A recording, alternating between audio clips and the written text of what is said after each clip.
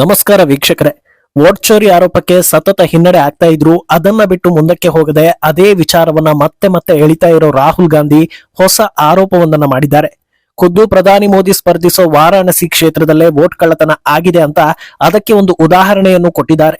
ಆದ್ರೆ fact check ಮಾಡೋ ಹೊತ್ತಲ್ಲಿ ರಾಹುಲ್ ಮಾಡಿರೋ ಆರೋಪ ಪ್ರಯೋಜನವಿಲ್ಲ, ಇಲ್ಲಿ ಎಲ್ಲೂ ಕಾನೂನು ಉಲ್ಲಂಘನೆ ಆಗಿಲ್ಲ ಅನ್ನೋದು ಗೊತ್ತಾಗ್ತಾ ಇದೆ. ಆದ್ರೆ ಈ ಗ್ಯಾಪ್ ನಲ್ಲಿ ಕಾಂಗ್ರೆಸ್ ವಕ್ತಾರ ಪವನ್ ಖೇರಾ ಹಿಂದೂಗಳಿಗೆ ಅಪಮಾನ ಮಾಡಿ ಜನರ ಕೆಂಗಣ್ಣಿಗೆ ತುತ್ತಾಗ್ತಾ ಇದ್ದಾರೆ. ಮತ್ತೊಂದೆಡೆ ಉತ್ತರ ಪ್ರದೇಶದಲ್ಲಿ ಸಮಾಜವಾದಿ ಪಕ್ಷದ ಶಾಸಕಿ ತನ್ನ ಗಂಡನ ಸಾವಿಗೆ ನ್ಯಾಯ ಕೊಡಿಸಿದ್ದಕ್ಕೆ ಸಿಎಂ ಯೋಗಿಗೆ ಧನ್ಯವಾದ ತಿಳಿಸಿದ್ದಾರೆ. ಅದರ ಬೆನ್ನಲ್ಲೇ ಅಖಿಲೇಶ್ ಅವರನ್ನ ಪಕ್ಷದಿಂದಲೇ ಉಚ್ಚಾಟನೆ ಮಾಡಿದ್ದಾರೆ. ಈ ಬೆಳವಣಿಗೆ ಹಲವು ಚರ್ಚೆಗಳಿಗೆ ದಾರಿ ಮಾಡಿ ಕೊಡ್ತಾ ಇದೆ. ಇದೆಲ್ಲವನ್ನ ಒನ್ ಬೈ ಒನ್ ವಿವರಿಸ್ತಾ ಹೋಗ್ತೀವಿ. ಈ ವಿಡಿಯೋವನ್ನ ತಪ್ಪದೆ ಕೊನೆ ತನಕ ನೋಡಿ. ಅದಕ್ಕೂ ಮುನ್ನ ಮೀಡಿಯಾ ಮಾನ್ಸ್ಟರ್ ಚಾನಲ್ ಅನ್ನ ತಪ್ಪದೆ ಸಬ್ಸ್ಕ್ರೈಬ್ ಮಾಡಿ.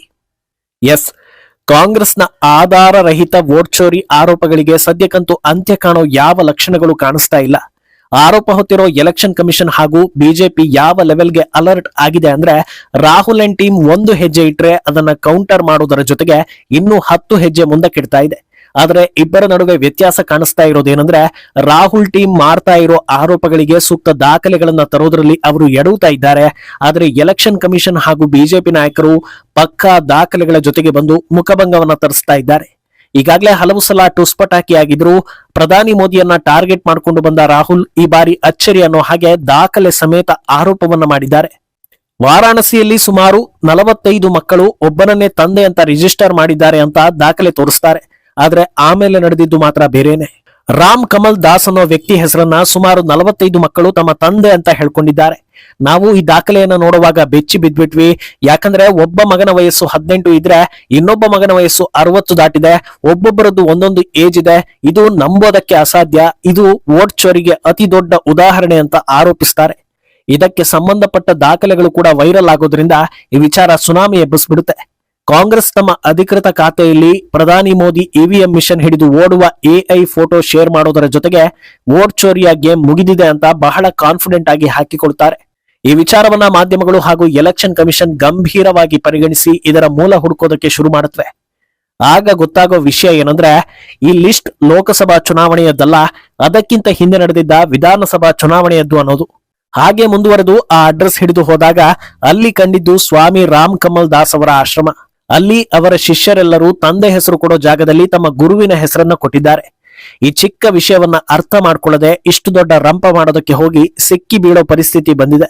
ಸರಿ, ಹೀಗೆಲ್ಲ ಶಿಷ್ಯಂದಿರು ಗುರುವಿನ ಹೆಸರನ್ನ ಕೊಡೋದಕ್ಕೆ ಸಾಧ್ಯ ಇದೆಯಾ? ಇದಕ್ಕೆ ಕಾನೂನಲ್ಲಿ ಮಾನ್ಯತೆ ಇದೆಯಾ ಅಂತ ಕೇಳಿದ್ರೆ ಖಂಡಿತ ಇದೆ. 2017ರಲ್ಲಿ ಶಿಷ್ಯಂದಿರು ವೋಟ್ ಲಿಸ್ಟ್ ನಲ್ಲಿ ತಂದೆ ಸ್ಥಾನದಲ್ಲಿ ಗುರುವಿನ ಹೆಸರು ಕೊಡೋದನ್ನ ಮಾನ್ಯತೆ ಮಾಡಲಾಗಿದೆ. ಅಲ್ಲಿಗೆ ಯಾವ ರೀತಿಯಲ್ಲೂ ಇದು ಕಾನೂನು ಉಲ್ಲಂಘನೆ ಅಲ್ಲ, ವೋಟ್ ಚೋರಿ ಆಗಿಲ್ಲ ಅನ್ನೋದು ಸಾಬೀತಾದಂತಾಗಿದೆ. ಇಷ್ಟೆಲ್ಲ ಆಗ್ತಾ ಇರೋ ಹೊತ್ತಲ್ಲಿ ಕಾಂಗ್ರೆಸ್ ಕಡೆಯಿಂದ ಪ್ರೆಸ್ ಮೀಟ್ ಕೂಡ ನಡೀತಾ ಇರುತ್ತೆ. ವಿವಾದಾತ್ಮಕ ಹೇಳಿಕೆಗಳ ಮೂಲಕ ಸದ್ದು ಮಾಡೋ ಪವನ್ ಖೇರಾ ಆಗ್ಲೇ ಮೋದಿ ಹಾಗೂ ಬಿಜೆಪಿ ಮತ್ತು ಈ ಎಲೆಕ್ಷನ್ ಕಮಿಷನ್ ವಿರುದ್ಧ ಆರೋಪಗಳನ್ನ ಮಾಡೋದಕ್ಕೆ ಶುರು ಮಾಡಿರ್ತಾರೆ. 50 ಜನರು ಒಬ್ಬರೇ ತಂದೆ ಅಂತ ಹೆಸರು ನೀಡಿದ್ದಾರೆ. ಈ ರೀತಿ ಎಷ್ಟೋ ಕಡೆಗಳಲ್ಲಿ ಆಗಿದೆ. ನಾವು ಬರೀ ಒಂದು ಎಕ್ಸಾಂಪಲ್ ಕೊಟ್ಟಿದ್ದೀವಿ, ನೋಡಿದ್ರ ವೋಟ್ ಚೋರಿ ಆಗಿರುವುದಕ್ಕೆ ಇದೇ ದೊಡ್ಡ ಸಾಕ್ಷಿ ಅಂತಾರೆ. ತಕ್ಷಣ ವಾಸ್ತವ ತಿಳಿದ ಪತ್ರಕರ್ತೆಯೊಬ್ಬಳು, ಸರ್, ಅವರು ಗುರು ಶಿಷ್ಯರು, ಕಾನೂನಲ್ಲಿ ಇದಕ್ಕೆ ಮಾನ್ಯತೆ ಇದೆ ಅಂತಾರೆ.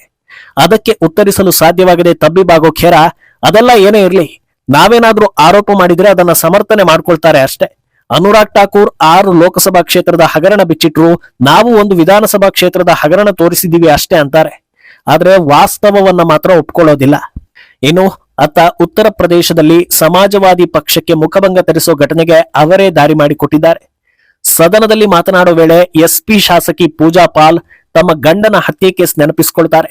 ನನ್ನ ಗಂಡನನ್ನ ಕೊಂದಿದ್ದ ಅತೀಕ್ ಅಹಮದ್ ನನ್ನ ಸಿಎಂ ಯೋಗಿ ಆದಿತ್ಯನಾಥ್ ಸರ್ಕಾರ ಎನ್ಕೌಂಟರ್ ಮಾಡಿ ನನಗೆ ನ್ಯಾಯ ಕೊಡಿಸ್ತು. ನನ್ನ ಅಳಲನ್ನ ಯಾರು ಕೇಳೋದಕ್ಕೆ ರೆಡಿ ಇಲ್ಲದೆ ಇದ್ದಾಗ ಸಿಎಂ ಯೋಗಿ ಆದಿತ್ಯನಾಥ್ ನನಗೆ ನ್ಯಾಯ ಕೊಡಿಸಿದ್ರು. ಯೋಗಿ ಕೇವಲ ನನಗೆ ಮಾತ್ರ ಅಲ್ಲ, ರಾಜ್ಯದಲ್ಲಿ ಯಾವೆಲ್ಲ ಹೆಣ್ಣು ಮಕ್ಕಳಿಗೆ ಅನ್ಯಾಯ ಆದ್ರೂ ಅವರೆಲ್ಲರಿಗೂ ನ್ಯಾಯ ಕೊಡಿಸೋ ಕೆಲಸ ಮಾಡ್ತಾ ಇದ್ದಾರೆ. ಇವತ್ತು ಇಡೀ ರಾಜ್ಯದ ಜನತೆಗೆ ಸಿಎಂ ಯೋಗಿ ಆದಿತ್ಯನಾಥ್ ಮೇಲೆ ವಿಶ್ವಾಸ ಇದೆ ಅಂತ ಹೇಳ್ತಾರೆ. ಸಮಾಜವಾದಿ ಪಕ್ಷದಲ್ಲಿ ಇದ್ದು ಪ್ರಮುಖ ವಿರೋಧಿ ಸಿಎಂ ಯೋಗಿಯನ್ನ ಹೊಗಳಿದ್ರೆ ಸುಮ್ಮನಿರೋದಕ್ಕಾಗಲ್ಲ ಅನ್ನೋ ಹಾಗೆ ಪಕ್ಷದ ಕಡೆಯಿಂದ ಕ್ರಮ ಕೈಗೊಳ್ತಾರೆ.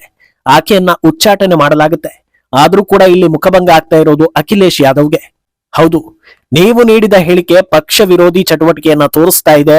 ಈ ಹಿಂದೆ ಹಲವು ಸಲ ಈ ರೀತಿ ಮಾಡಿದ್ದೀರಿ, ಅಂತ ಸಮಯದಲ್ಲಿ ನಾವು ನಿಮಗೆ ವಾರ್ನಿಂಗ್ ಕೊಟ್ಟಿದ್ದೀವಿ, ಈಗ ಮಿತಿ ಮೀರಿರೋದ್ರಿಂದ ಶಿಸ್ತು ಕ್ರಮ ಅಂತ ಪಕ್ಷ ಕಾರಣ ಕೊಟ್ಟು ಉಚ್ಚಾಟನೆ ಮಾಡಿದೆ. ಆದ್ರೆ ಅಸಲಿ ವಿಷಯ ಏನಂದ್ರೆ, ಆಕೆ ಪತಿ ರಾಜು ಪಾಲ್ನನ್ನ ಕೊಂದಿದ್ದ ಅತೀಕ್ ಅಹಮದ್ ಹಾಗೂ ಆತನ ಸಹೋದರ ಅಶ್ರಫ್ ಸಮಾಜವಾದಿ ಪಕ್ಷಕ್ಕೆ ಸೇರಿದವರು. Mafia don Atiq Ahmed encounter ಆದಾಗ ಆತನ ಅಂತ್ಯಕ್ರಿಯೆ ಮುಗಿಯೋ ತನಕ ಜೊತೆಯಲ್ಲೇ ಇದ್ದು ಓಲೈಕೆ ಮಾಡಿದ್ದು ಇದೇ ಅಖಿಲೇಶ್ ಯಾದವ್.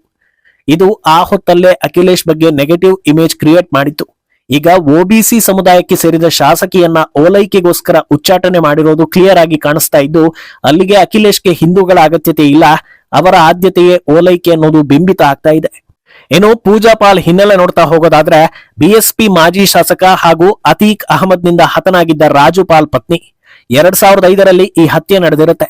ಬಳಿಕ ಆಕೆಯನ್ನ ಹಂತಕ ಅತೀಕ್ ಅಹಮದ್ ಸಹೋದರ ಅಶ್ರಫ್ ಎದುರು ಬಿಎಸ್ಪಿ ಕಡೆಯಿಂದ ಬೈ ಎಲೆಕ್ಷನ್ ನಲ್ಲಿ ಇಳಿಸಲಾಗುತ್ತೆ.